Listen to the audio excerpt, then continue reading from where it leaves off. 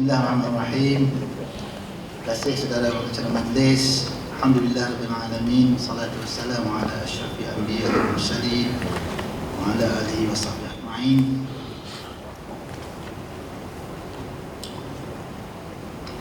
Yang berusaha membahagia Profesor Datuk Seri Dr. Mustafa Ibn Ishaq, Ketua Pengarah Pendidikan Tinggi Malaysia, Busa Dr. Mat Zabri bin Yusof, Timbalan KSU, DASA, GPT, Bahagia Teknologis Dr. Muhammad Naim Yaakob, Ketua Pengarah Jabatan Pengajian Politeknik dan Kolej Komuniti, Bahagia Dr. Syarudin, Busohod, SUB DASA, KPT.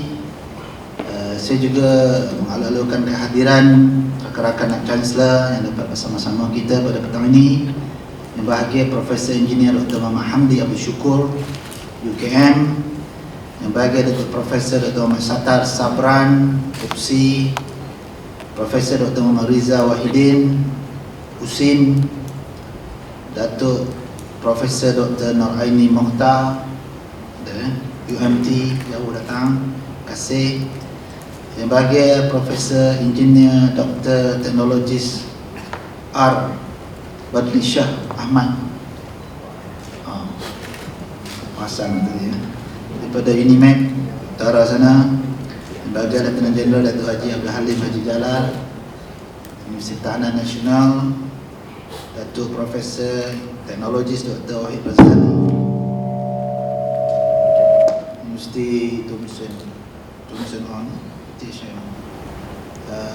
dan yang berbahagia Datuk Wira Profesor Dr. Raha Abdul Rahim Dayutan Melaka.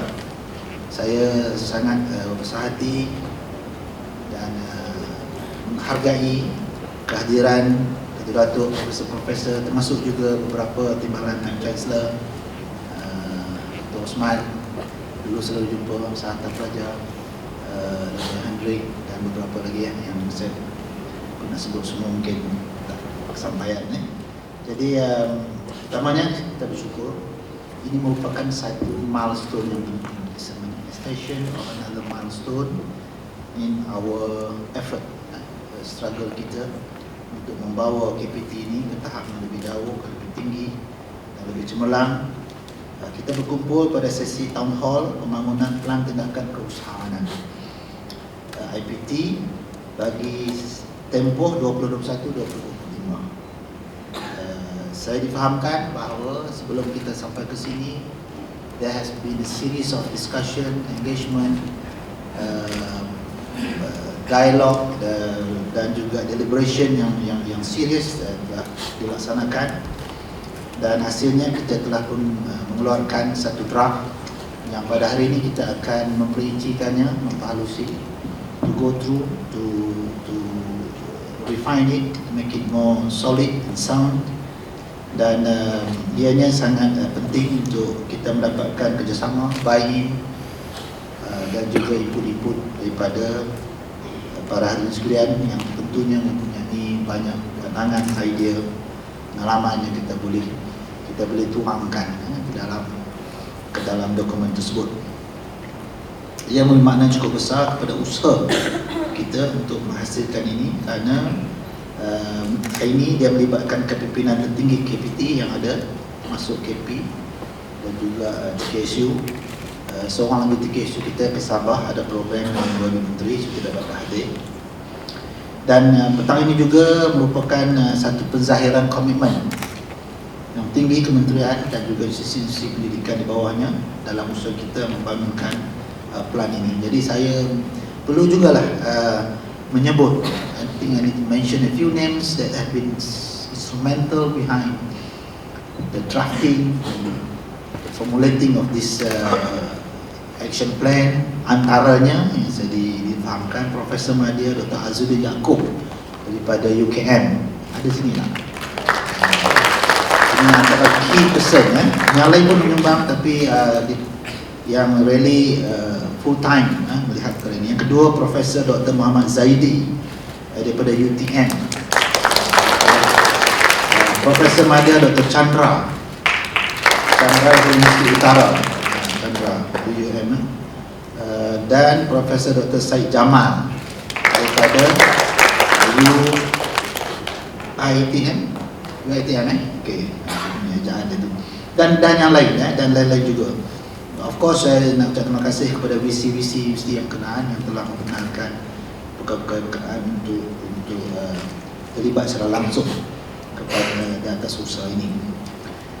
Para hadirin sekalian, kalau kita lihat dari segi apa yang ada ataupun fokus kerajaan pada masa ini, dasar keusahawanan nasional telah diwujudkan oleh kerajaan dan dia mensasarkan untuk menjadikan Malaysia sebuah negara keusahawanan atau entrepreneurial nation menjelang 2030. So dasar ini antara objektifnya ialah untuk mewujudkan ekosistem keusahawanan yang baik, yang holistik, yang fasilitatif, yang boleh membawa kepada meningkatnya bilangan usahawan yang berkualiti. Ini berkaitan dengan negara, pembangunan ekonomi dan sebagainya, resilient, berdaya tahan and whatnot dalam konteks itu. Jadi salah satu unsur yang agak fundamental yang kita kenal pasti untuk support usaha ini ialah pembudayaan nilai keusahawanan dengan memberi tumpuan kepada perusahaan berteraskan inovasi dan tentunya peranan universiti IPT sangat besar dalam konteks menyedia dan melengkapkan negara dengan sumber manusia yang berkemahiran itu. Still ada topik tentang COVID ini, blessing in disguise-nya banyak. Di samping keperitan yang kita lalui, sangat banyak sekali the blessing daripada fenomena itu, dan salah satunya ialah bagaimana kita perlu mengemukakan idea atau pendekatan yang berbeza atau memberi penekanan yang lebih tinggi, yang lebih kuat kepada aspek-aspek tertentu. Most recent, terkini, bagi membantu graduan menjana pendapatan khususnya yang terkesan pada COVID ini, Pelan Jana Semula Ekonomi Negara telah dikenalkan dan kementerian ada kaitan menjadi salah satu pihak yang ada stake dalam penjana ini, kerana kita turut dijadikan salah satu sektor yang akan dibantu oleh program ini. Jadi kita pun menghasilkan satu program yang kita namakan Penjana KPT CAP. CAP stands for Career Advancement Program. Fokusnya adalah untuk pelaksanaan program-program latihan last month, latihan-latihan yang spesifik di ujung tu, yang akan akhirnya membawa mereka kepada alam pekerjaan. It sounds simple, but it's never easier said than done dalam konteks ini.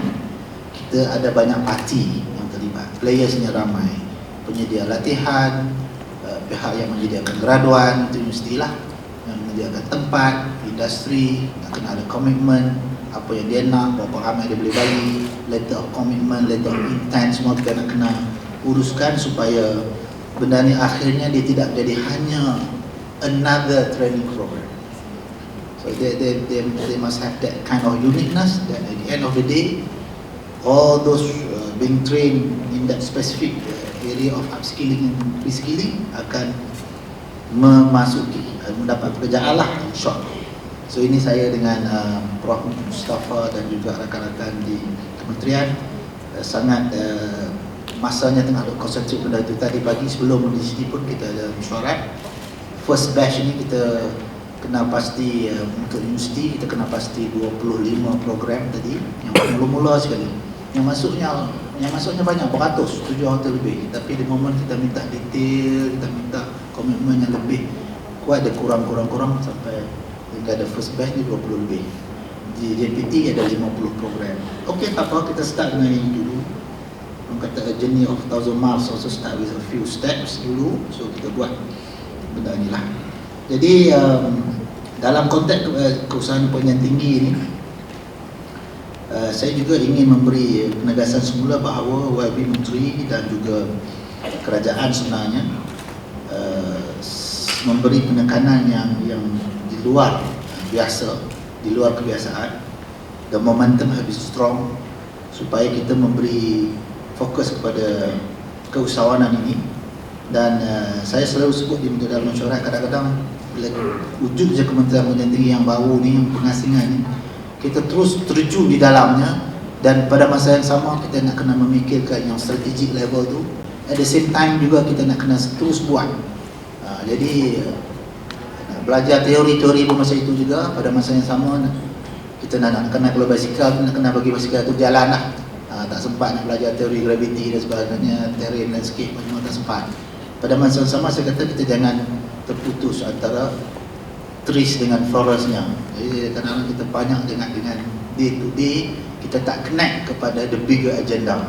So dalam konteks ini saya dah minta bahagian dasar dengan kerjasama daripada JPT untuk start masukkan balik benda-benda yang lebih strategik itu supaya kita terkawal lah dari segi we know where we are heading. Itu penting. Jadi dalam konteks inilah kita mencadangkan supaya kita ada satu blueprint pun yang baru pun tidak juga, dasarnya dah ada sebelum ni 2015 sampai 2025 yang asal tu. Dan saya juga difahamkan daripada dasar yang besar tu dah ada pun dia punya action plan yang 5 years tu dah ada 2. So currently we are addressing yang 2021 sampai 2025 kerana external environmentnya ada sedikit perubahan. So when you do the analysis, you have to take into account the changes in the external environment. Ini strategic manager semua tahulah benda ni. Jadi apa penekanan baru dan sebagainya.